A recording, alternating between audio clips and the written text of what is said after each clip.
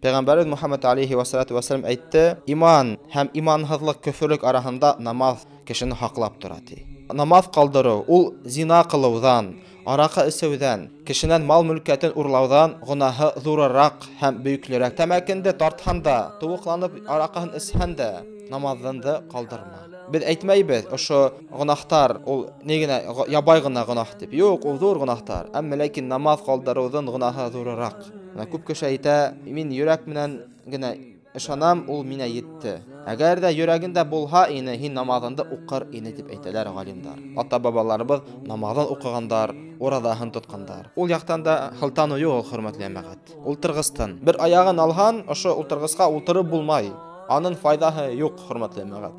Һәм кешеләр намазын укымаһа, анын бер ошондай бер нигезе юк була ла куя. Нигезһез иман. Шуның өчен, хөрмәтле әмәгать, имандарыбызны нигезләп куяйык намаз менән.